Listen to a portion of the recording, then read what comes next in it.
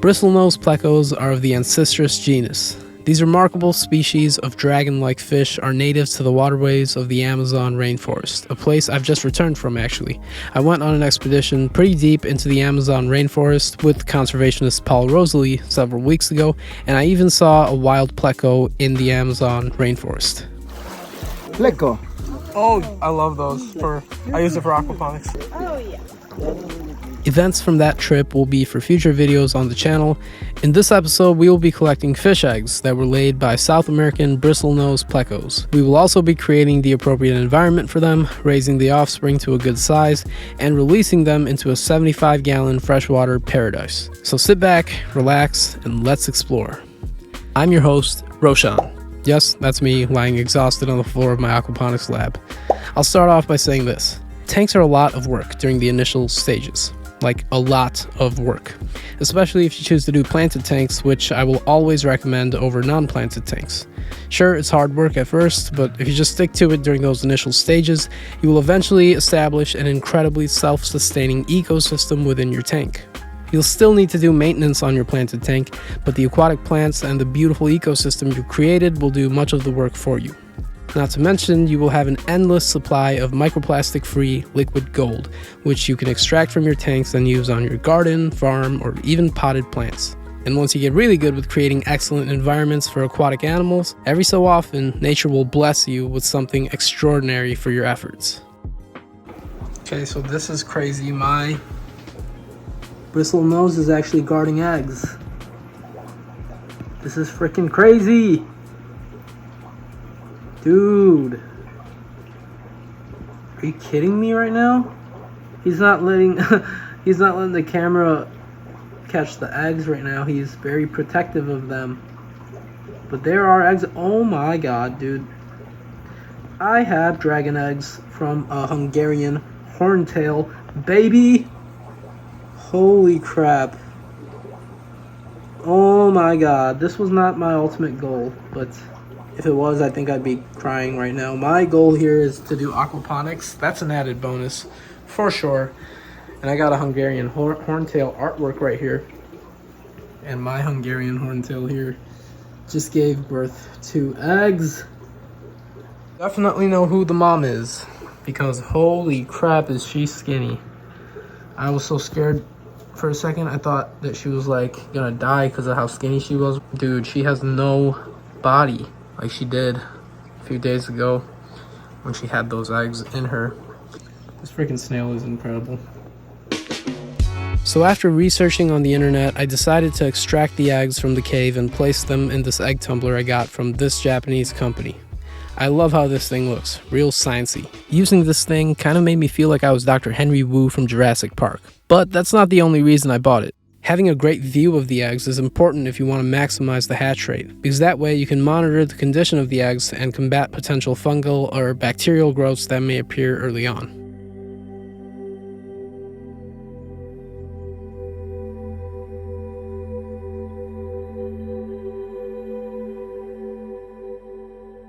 The parents of the fish will also do their part to prevent their eggs from getting infected by fungus or other microorganisms. For example, Ancestris fish will continuously fan their eggs with their fins to keep a steady stream of water flow on them, which reduces the chances for fungal spores and microorganisms from attaching easily to the eggs. I find this absolutely fascinating. Angelfish will fan their eggs too, which is awesome.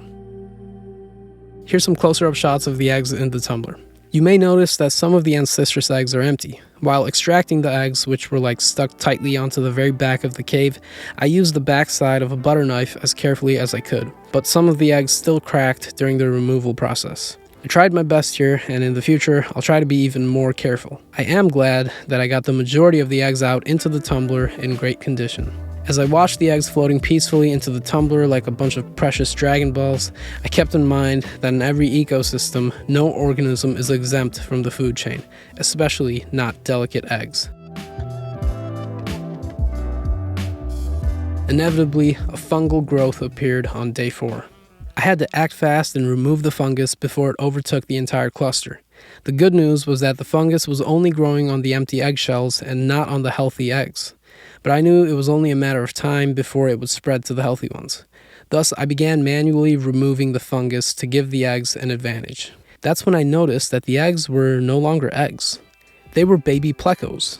As I was removing the cracked and infected eggshells, many of the babies began swimming off from the cluster. I didn't realize they were no longer eggs because they had huge yolk sacs stuck to their tiny bodies. So unless I looked really close, it was very hard to tell that they were already free swimming at this stage. I was beyond excited.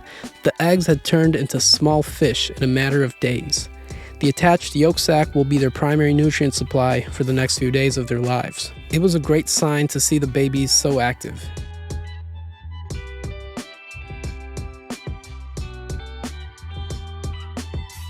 This little guy was holding onto my thumb as I worked. I did a great job at removing the fungus before it could infect any of the healthy babies.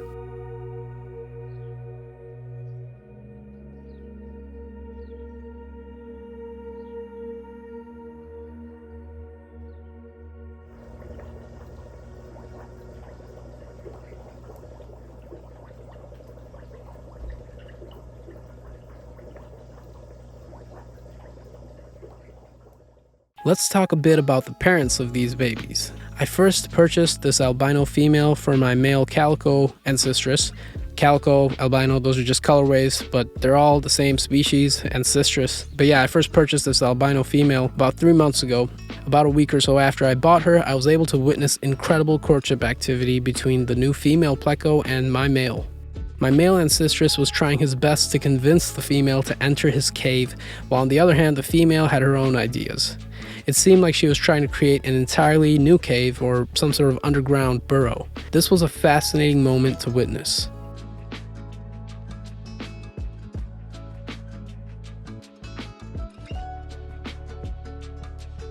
The result of introducing a healthy adult female ancestress to my healthy adult male ancestress was a bunch of Dragon Balls, ancestress eggs, and the task of caring for these eggs and raising the babies is one I'll never forget. This was one of my favorite projects, and that's saying a lot because I've undertaken a lot of projects in the past few years, and this was one of my favorites. Last few years, I've raised quails, I've created a chicken coop, I've raised baby chickens, baby turkeys into adulthood, baby ducks into adulthood. I've done a lot of projects related to wildlife and ecology, and this one in particular has to be one of my favorites. I don't know, something about creating the appropriate environment for the baby ancestress, checking the temperature, the water quality. This project just made me feel like a true dragon keeper.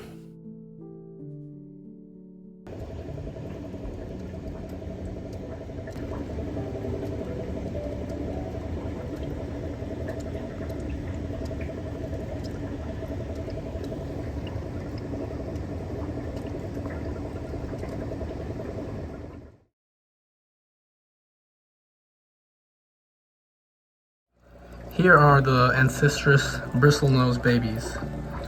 They're about a week old. I'm gonna try to get it to focus, but they look so cool right now at this stage of their lives. I gave them a little bit of Indian catappa leaf to munch on because there's a lot of good stuff in there for them, and it's good for their health because it releases tannins into the water, and they get some nutritional value out of sucking on these leaves and this mopani wood, which they don't have access to this mopani wood yet, but I'm trying to keep them in this little tub. Let me show you how big it is. This is the situation that they're in right now. Got an aerator connected down into the tank, but yeah, so they're separated from the larger fish species. So they're just transitioning over now to eating food versus relying on nutrients from their attached yolk sac. This guy still got a little bit of his yolk sac left. But yeah, they all had that yolk sac, and now it seems like most of them don't have that yolk anymore. So they seem like they're looking for food from an external source, which is why I provided these Daphnia and the leaf. These guys are so relaxing to look at. I can't get over how amazing these babies look. They look like tiny sharks. They remind me of like tiny little killer whales with the black and the white on some of them. Come on, focus. They're all these ones at least seem to be munching on the leaf. That's what I want. That's what I want them to. I want them to learn how to eat food before I release them.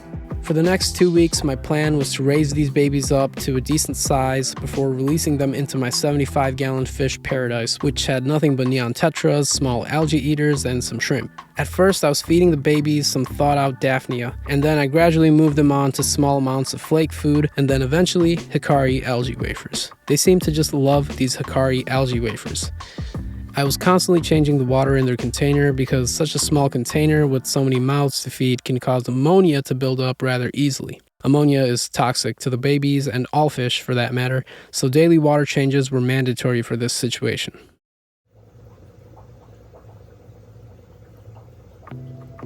I also fed them this Rapashi fish food since it has such a great diversity of nutrients. My goal with animal husbandry is always to provide the best diet and environment for my animals in a way that aligns with how they've evolved to live. In ecosystems in the wild, animals have access to a wide diversity of foods, so I try to replicate this in captivity as best as possible. These guys were eating machines. Every piece of food I put in there would vanish by evening. This was one healthy batch of babies. I credit these results to routine water changes and a diverse diet.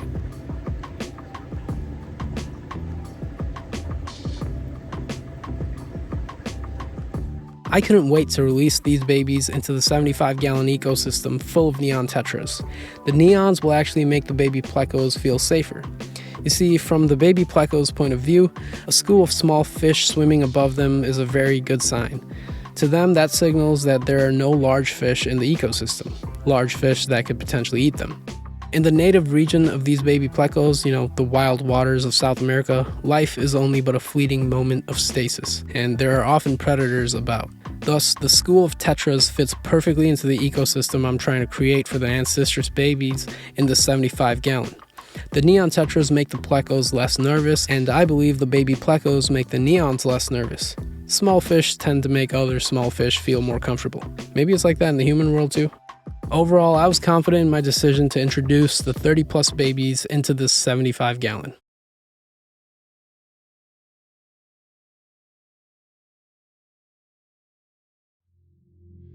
The day has come.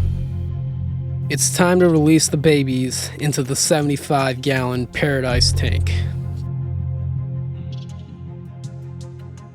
It is time.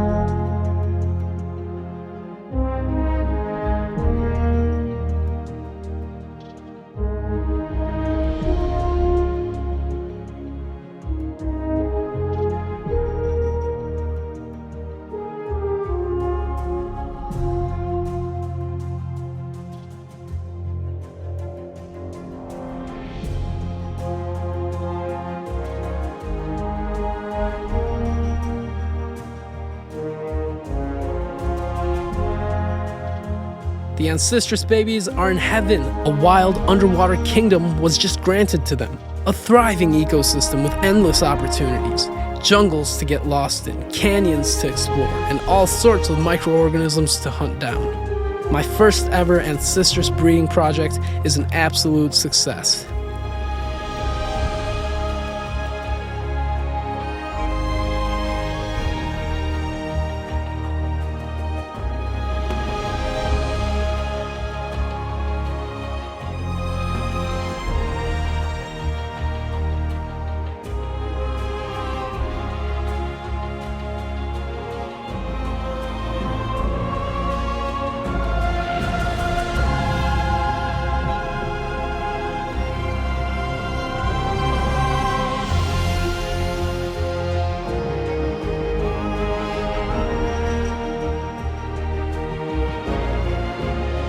As I make this video, my angelfish have just laid their second batch of eggs. This was quite a surprise for me, and I may share some of this process in future videos here on the Primordia Science channel, so consider subscribing, and more importantly, please like the video and turn on those notifications because it really does help up-and-coming channels like mine to grow an audience. Thank you for your contribution to the Primordia Science channel. I will also be showcasing the progress I've made on my aquaponics project as a whole and my goals for regenerating poor quality soil with the wastewater from my tanks. So stay tuned. I'll be uploading at least one video a week this entire year. And remember to not only subscribe, but also like the video and turn on notifications. Until next time, keep it wild.